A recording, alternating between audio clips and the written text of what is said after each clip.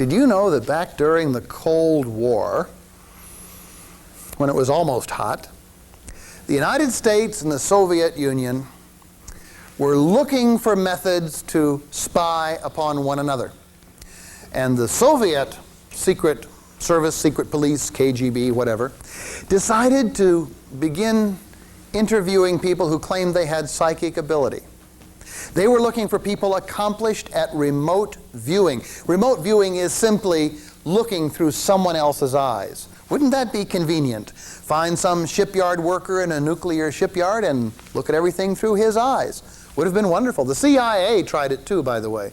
And both competing services were not terribly successful. It didn't seem to work really well. I think one of the reasons is that it's just very difficult to be all that precise when dealing with remote viewing. But in the nature of an experiment, I did bring along tonight some potential subjects for remote viewing. My wife, as I travel, my wife insists that I bring home postcards. She says she collects postcards, and I have them from cities around the world. I think she collects, no, she doesn't really collect postcards. She just wants the proof that I went where I said I did. But these will make appropriate targets for a remote viewing experiment. This gentleman sitting in the front row, I require your assistance. If you would, step on up here. Hi, what's your name? Melvin. Melvin. All right, Melvin. For the benefit of the audience, there we go. You'll be able to explain to them that these are all different. There are no duplicates. That, well, here, you look for yourself. I'll show the audience. There are a lot of different postcards from different parts of the world on the pages. Fair enough? And none of them are the same, right?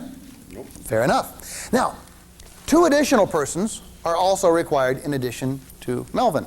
The lovely lady sitting here, please. Come, join us and tell us your name. Christy. Hi, Christy. How are you? Good. Okay. Step over here next to Melvin, please. And the gentleman in the white shirt. Mm-hmm. Yep. You're the one. Step right on up here. Your name is? Bob. Hi, Bob. Stand over there next to Christy, please. So we have Melvin, Christy, and Bob. Now, Melvin, Christy, and Bob, it's very simple. In a moment, when my back is turned, normally a very rude thing for me to do, the 3 of you are going to select one of those pages upon which to concentrate. Fair enough? Okay. It can be selected at random, or you can pick one with pretty pictures. I don't really care. Then Melvin will concentrate on the top picture only. Christy will concentrate on the center, and Bob will concentrate on the bottom one. Fair enough? Fair. So first, wait a minute. Let's trade positions. Everyone stand over here, please. I'll come over here. You'll see why in a second. Okay. Very good. Now, Melvin, Christy, and Bob. I'll now turn my back, and if the 3 of you would select one of those pages with which to deal, and then just drop the rest of them on the floor behind you face down. Yeah, just grab one. That's it. Doesn't matter which, just sometime today. Got it? Good. Now, Melvin, if you would, please, would you remove the top postcard so you can look at it and see exactly that scene, because you'll be required to concentrate on it. Christy, the same. Will you remove the center postcard, please? And Bob, you'll take the bottom postcard.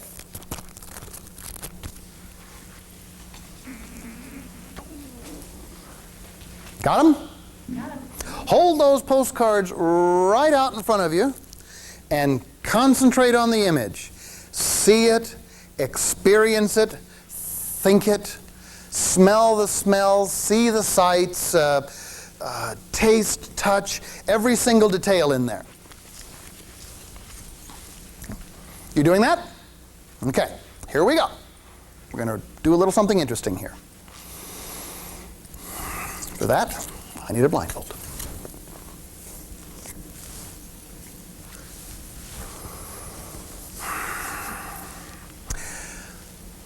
I'm getting a really strong image now of one of you is concentrating on a scene that is in the northeastern United States.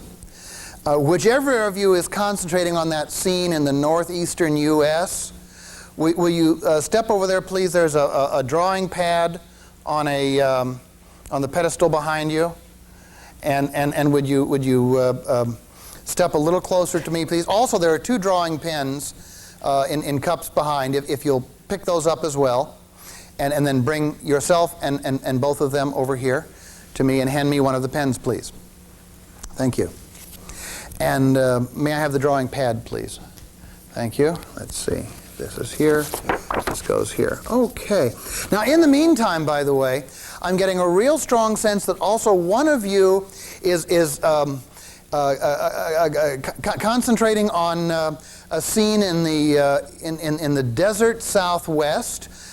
Raise your hand, and so the audience can see which of you. It's a scene of somewhere, I suspect, in Arizona. Another of you is concentrating. I'm seeing a scene of, let's see, a West Coast city. Whoever's thinking of that, raise your hand. And now the person with the East Coast city, you have the pen in hand, please. Take the pen, uncap it. You're to draw on this side of the paper, and I'll draw on this side of the paper. Visualize your scene. The most important thing in your scene. Concentrate on it, see it, and then reproduce the critical element on your paper as you draw. Will you do that, please, now? Good. Continue.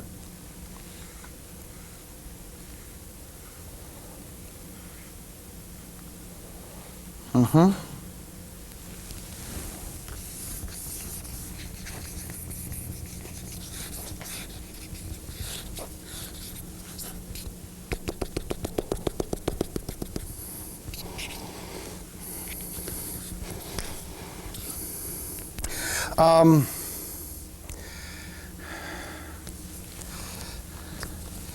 Let's see. Before we go any further, I'm getting can I take this off now? Thank you. Oh my. I'm getting a really strong image from someone back here.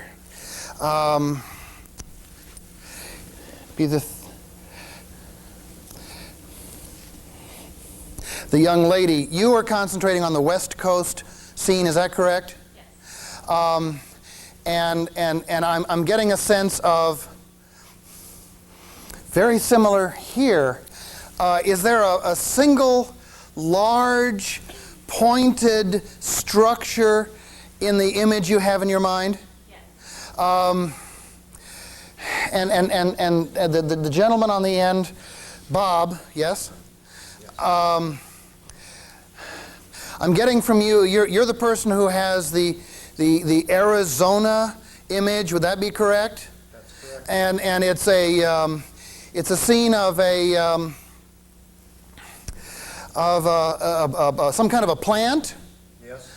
Not a Confederate, but a plant. And if I'm not mistaken, that will probably be a cactus. Yes, it is. And the young lady, you're thinking of, I believe, the Trans-America Title Building. Yes. And here, let's take a look. You have drawn, what is that? The Empire State Building. Yes, the Empire State. You folks are wonderful. Give these guys a hand. Thank you very, very much. Thanks so much. Thank you. Thank you, and thank you. Woo!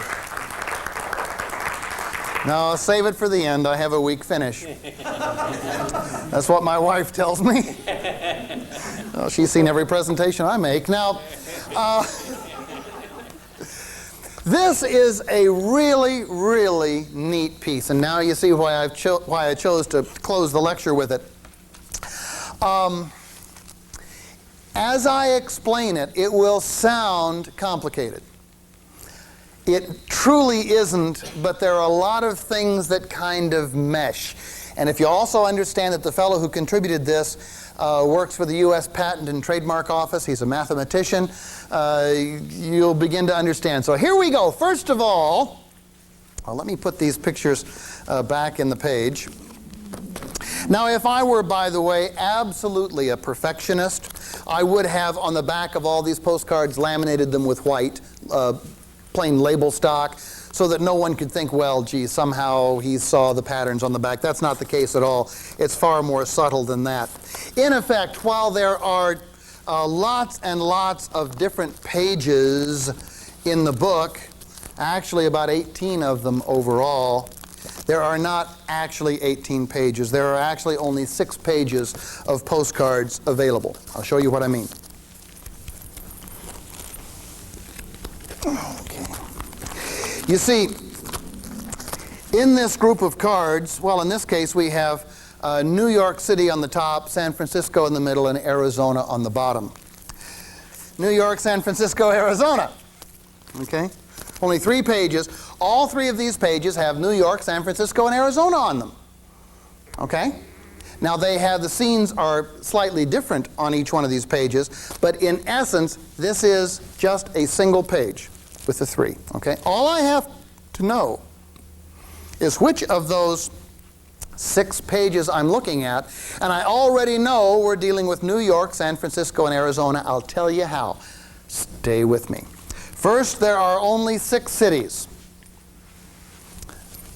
aside from the one example set which I showed all around. There are only 6 cities: New York City, San Francisco, Sydney, Australia, London, Honolulu, and Arizona generically.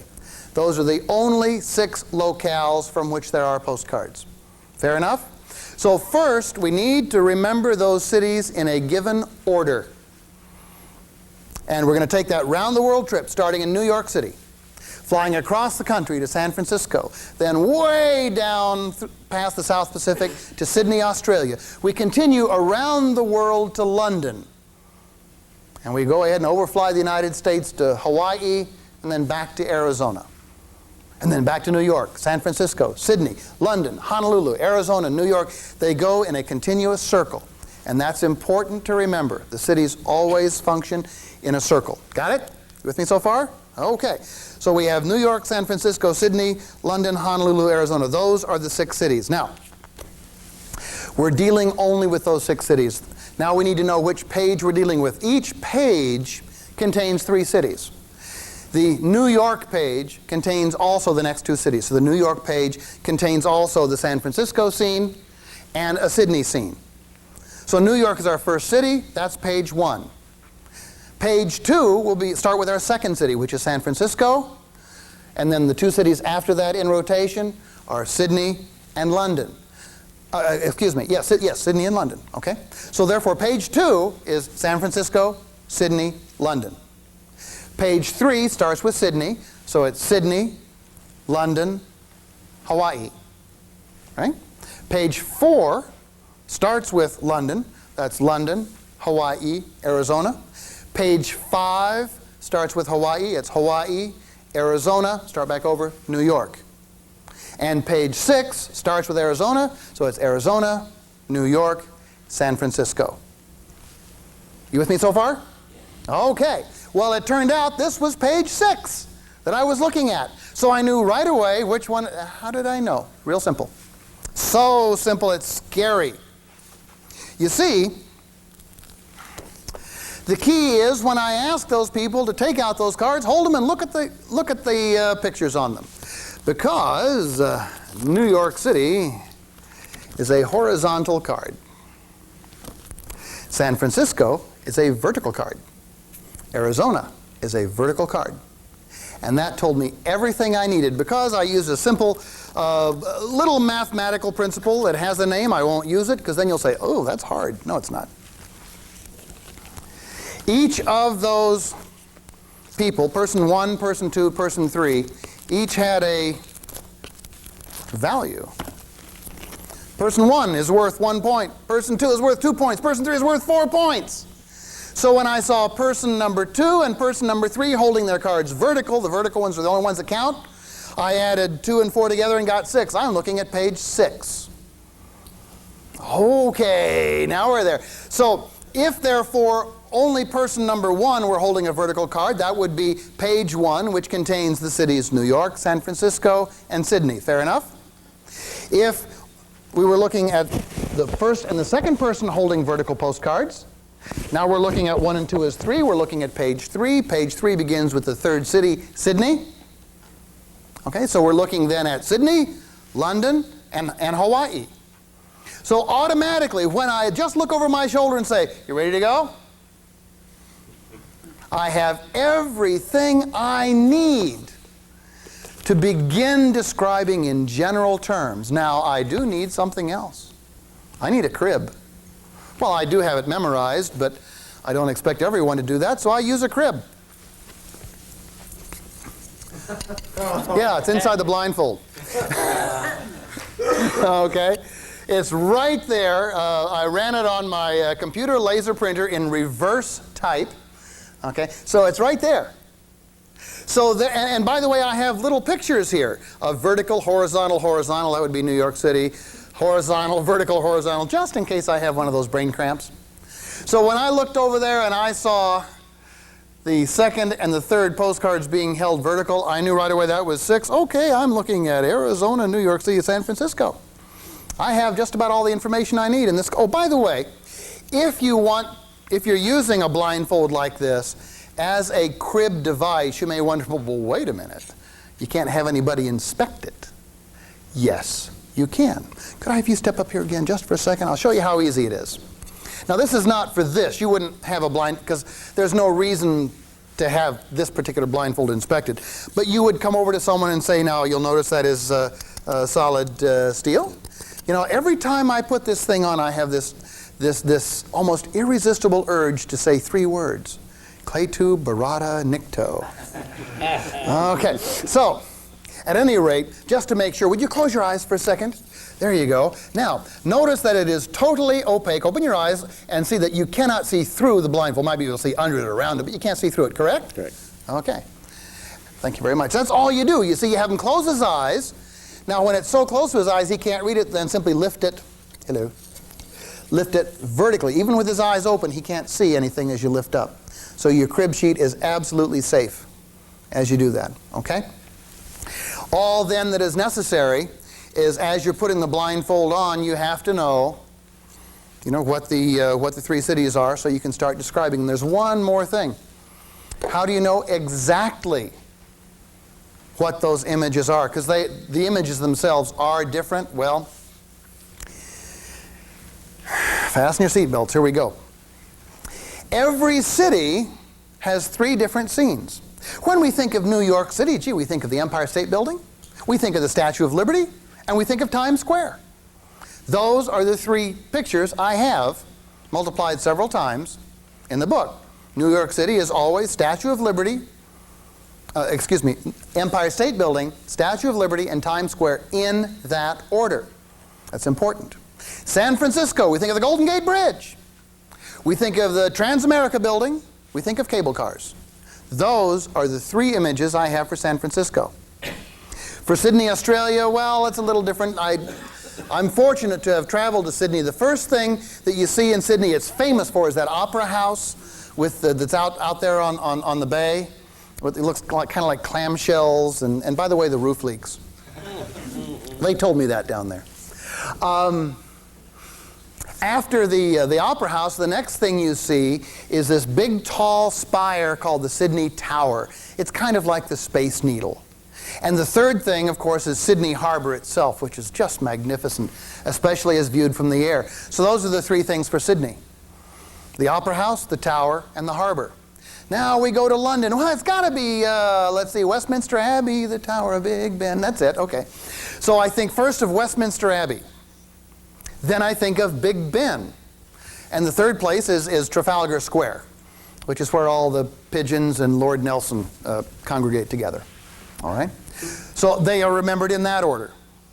Westminster Abbey, Big Ben, Trafalgar Square. You'll see the reason for all this in a second. We now go all the way over to Honolulu. we think of Waikiki Beach, we think of hula girls, and we think of those magnificent sunsets. So those are the three things in order for Hawaii: Waikiki Beach, hula girls, sunsets. And finally, Arizona. What do we think of Arizona? The Grand Canyon state. So the Grand Canyon is first. Let's see, what's next? Tombstone, the town too tough to die. By the way, I saw a wonderful tombstone in Tombstone. I mean, in Boot Hill in Tombstone. Here lies Lester Moore, shot to death with a .44. No less, no more. Really? So, oh, and cactus. The third thing in Arizona is cactus. So we're talking Grand Canyon, Tombstone, and cactus. This is important. You see, once you know what three cities you're dealing with, in this case it was Arizona, New York City, and San Francisco. All right? All I asked was, the person who's thinking of the East Coast city, don't say New York, just the East Coast city, step forward and hand me that pad. Now I have enough vision across my nose in that blindfold to see which of the three people stepped up. It was the first person. The cards are always in order of priority, so if New York is the top card, you're always looking at the first New York item, the Empire State Building. Okay? And since the second person had Arizona, the third person had Arizona, so therefore it's the third Arizona item, which is the cactus. And the second person was San Francisco, and is that right? Yeah, it's the second San Francisco item, which is the Transamerica Tower, because the first is Golden Gate, second is Transamerica Tower, and the third is the cable car. Okay? That's really all there is to it. It seems rather complicated on the front, but I guarantee you the impact you have with this will far outweigh the difficulty you have putting the whole thing together. This piece was contributed to SYZYGY, again by a gentleman who works for the Patent and Trademark Office. He addresses inventor groups, talking about the power of intuition and the creative potential of intuition. He's an author with a lot of stuff in print. Skullduggery, Spirited Pasteboards, Psi, Matrica, Quintaces, Tri-Edel. He's been published in the New Invocation, Apocalypse, Vibrations, Precursor, Francis I. Magic, Le Magicien, and of course in SYZYGY. His name is Leo Boudreau, and he called it Picture Show. And I hope you like it.